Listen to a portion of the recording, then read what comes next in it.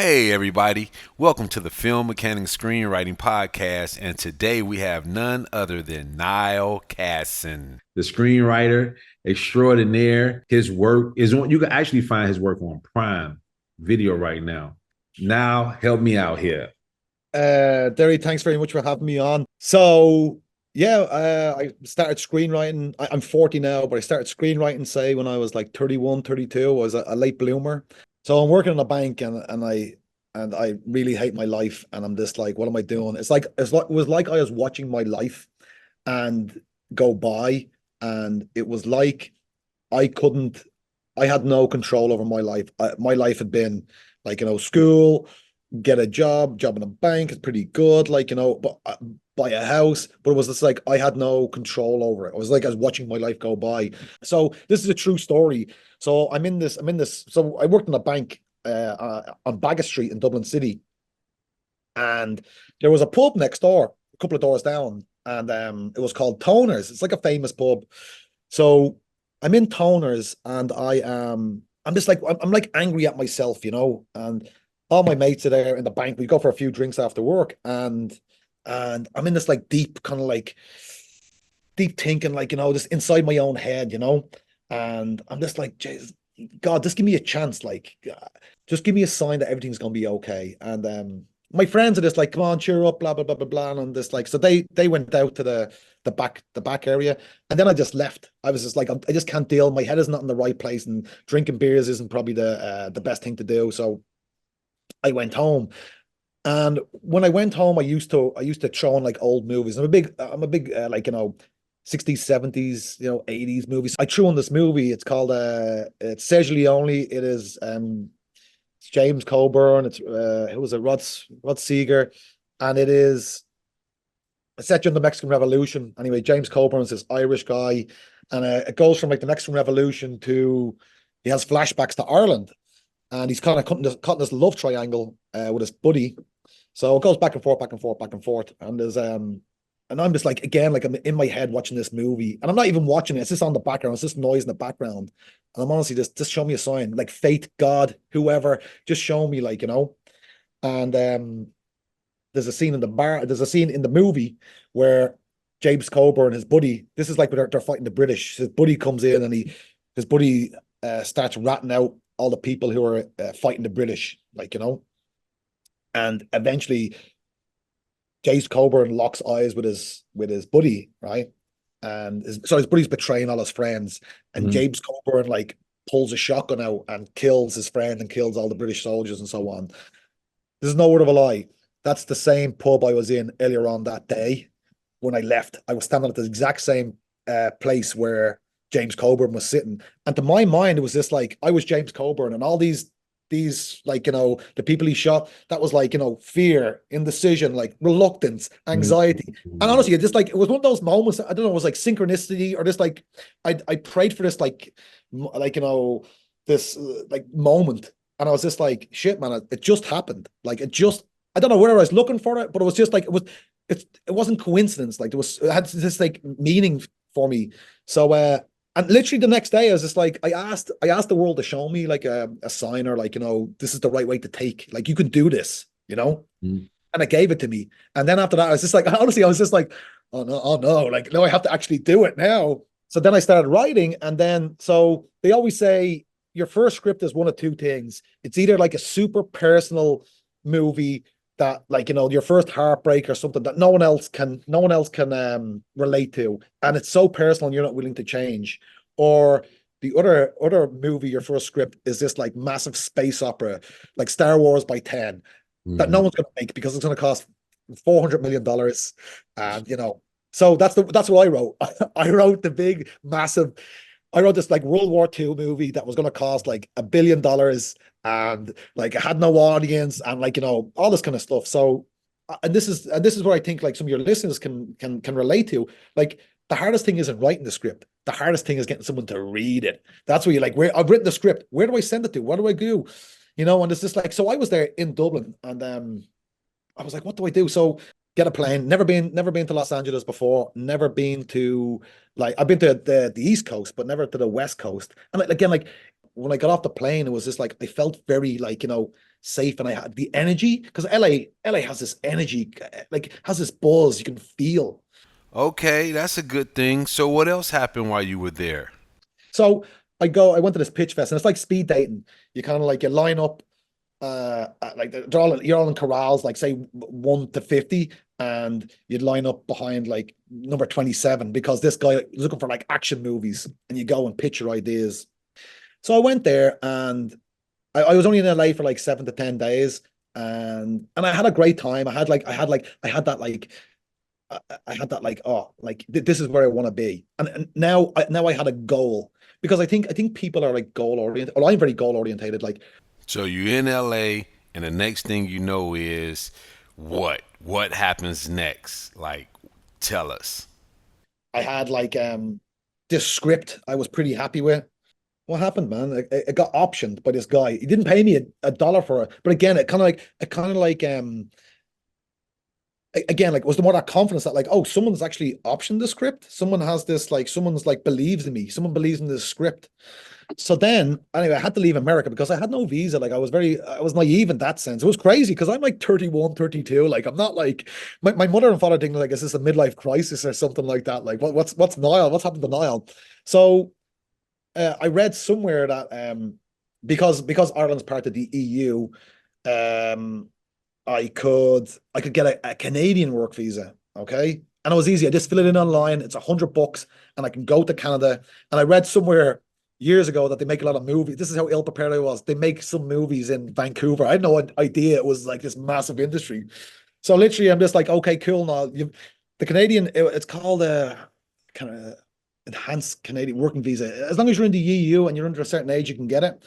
And so literally I applied online. They're just like, congratulations, Niall, you're welcome to Canada. So I got a plane from like Vancouver, from Los Angeles to Canada, and they gave me a 2 year visa. So you work in Vancouver for for a little while, and then So I was doing that, and at the same time, I was going down to LA and trying to like hustle and try to have meetings and try again, like just shaking the tree, anything, you know. Um, And then I burned through all my visas, and then I had to go home. But when I came back to Ireland, I had this like incredible like resume of just like, 40 movies, like big blockbusters, these big amazing movies. And again, like I just looked after the generator, but I had that like set etiquette. I've been around. I knew the language, I knew the lingo, I knew how to present myself. so what was one of the biggest things that happened to you after you got home? I got an email from this guy, Felipe Martinez. Never met him before, never anything. He's just like, hey Niall, really liked your script. Would you like to come to Rome to write some movies with me? And I'm just like, cool. Next thing I know, I'm on a plane to Rome. Never met this guy. And my mom and dad are just like, is this some sort of like scam? Are you gonna be okay? Blah, blah, blah, blah. So get to Rome, and literally, like, the guy's been around for like years, and he's worked with like everybody. And he's me and him are still talk, and he gave me my break. So we wrote these three scripts back to back, and they're like, and as you said, they're on Prime at the moment. Mr. Mayfair, The Spice of Life, and A Song to Die Kill For. And we wrote those, and we had a real good relationship. And like again, like to get there's a big difference people need to realize between being a screenwriter and being a produced screenwriter. That's like being like, an amateur football and professional football. And I think producers, they want to see someone else has had confidence in you to write a story before and again, like it's very the chicken or the egg. Like it's very hard to get that like first run on the ladder. And like Felipe Martinez, like I have 3 produced movies, and that's all down to Felipe Martinez. So real quick, like, so when you met Philippe Martinez, like the thing of it is him bringing you in to write this film. Like, did he commission you? Were you a work for hire? Like, how did that process go? So like people think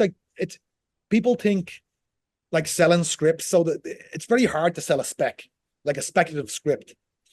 So like I know back in the day, like Shane Black and so on, he just write a script and someone would buy it. So most of the stuff now is a producer would come to you and be like, "Oh, I like your Philippe Martinez is like, I like your script, I like your writing. I have an idea, come write for me." So people need to realize that spec scripts like are more so used as like a writing example and a writing tool. Like don't get me wrong, people still sell their spec script. So he hired me to write these movies based on my spec. And did you write them all in Italy or No. We started like the outline and the synopsis and the stuff, and we kind of like to sit around. He doesn't drink. I just have a beer and we're like, oh, it'd be cool if he did this and did that, and he went there and did this and like that kind of like. And it was like a lot of like not a writer's room. It was just me and him, like me and him shooting the shit. This would be cool. Do you remember that in that movie where this happens? We could do something like that, you know? He had so? kind of like he had kind of like a broad outline, and I had to kind of like fill in the kind of gaps. When you sat down, and this is so good to hear, when you sat down to write these films, what were you thinking in terms of your career? Do you know what? It's and that's a really good point, and that's a really good thing. And I kind of struggle with that. Do you know when you want something so much? Like I just had this fire. Like I just discovered who I really was, a writer, and now someone's paying me to write.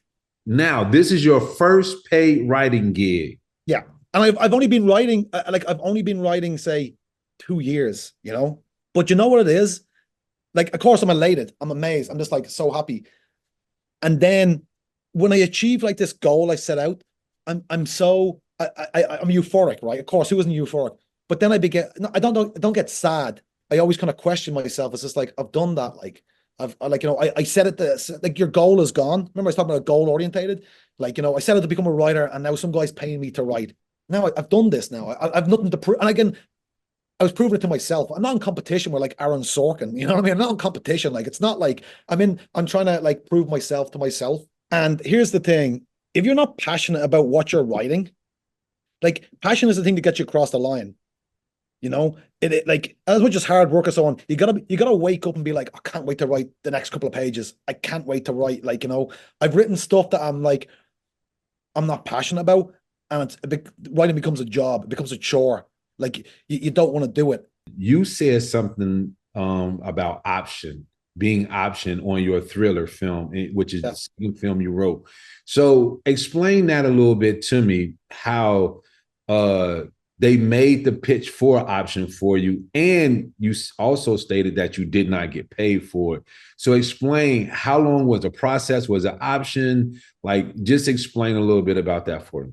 So an option is like, I like to describe it as like a letter of intent. So you still own the property. So I write a script called The Niall Cassin Story. I write that, I own it, I have ownership. Once you write anything down, you own it. Like you don't need to copyright it or register, like. So I write the Niall Cassin Story. I send it to producers. Like I have a script I think you'd like, blah, blah, blah, blah, blah. So what producers usually do is option, and a shorter kind of way of option is like a shopping agreement. So most producers, so say, and this kind of goes into the business side. Disney, they just go to the bank and write a check for 100 million and make a movie. But usually, like say for smaller movies, and again, especially in the level I work at, it's got to do with like who they can attach to it. So if you can attach, remember there was like a lot of like Bruce Willis with a gun movies that like he'd make. So once you have Bruce Willis in 30 minutes of your movie, that will sell units in Bulgaria. And if you can make this for 5 million, I'm just throwing out figures here. You can make this for 5 million. You pay Bruce 2 million, and then your movie should make like 7 million. Okay, it's kind of like that. But you can't get funds unless you get these, like it's kind of like a chicken or the egg thing. You can't get funds unless you get people attached. So they won't buy the script off you because there's no point in. And first of all, they don't want to spend money on the script if they don't have to. So they'll option it. So they'll take ownership of it. You still have the rights. It's still your work, but you can't show it to anyone else because they want to set everything up in place. They gotta get time for actors to read, and then once they get an actor attached, then they can bring that to the bank and like we have Mr. So-and-so attached to the script. So, and then to that process in the option, they'll have, oh, if this movie gets, you're giving me ownership of this script for a year. If this movie gets made, you get X amount of money. If it doesn't get made, you get it back. Does that make sense? That makes a lot of sense. So, And so, So this to jump in there. So the first time I did a couple of options, it was free, but then you can charge like, and now I don't do free options. It's just like, because like again, if you get anything for free, people are going to appreciate it. So again, like sometimes you get $1,000, $2,000, $5,000 for an option, and they control it. And then when the movie gets made, that 5,000 comes off how much money you get made. So I always prefer an option, because that means the producer has some skin in the game. He's just like, and as well as that, you're given ownership. It's like, there's my car, go and drive it, because you can't drive your car. I can't give this script to anyone else. It's so funny, because one of the things of it is being an option does affect you, because imagine you give someone the script, they option it from you, and there are different types of options, right? There's different types of options. You can option for no money, some money. There are different types of options. But one of the things of it is when when your screenplay is optioned, you can't show it to anyone.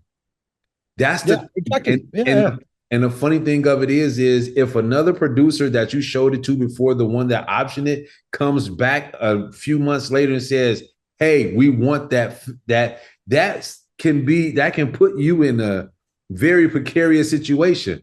That's happened to me, man. That's happened to me when I have this script, and people have come back, is available now, and I'm just like, no. But again, like it's like everyone's gets movies made, but like, and it's sometimes it's very not upsetting, but like you're just like, oh, maybe I made the wrong decision or a wrong choice or a wrong, like maybe I should have went with this guy. Everyone kind of has the same chances, and I think usually the cream rises to the top. Like if it's a real good script and people are after it, it will get made. Thank you so much, Niall Cassin, for joining the Film Mechanics Screenwriting Podcast. We truly appreciate you. Everybody that's out there, don't forget to purchase a copy of the Film Mechanics Screenwriting Workbook, and we'll see you next time. Bye, everybody.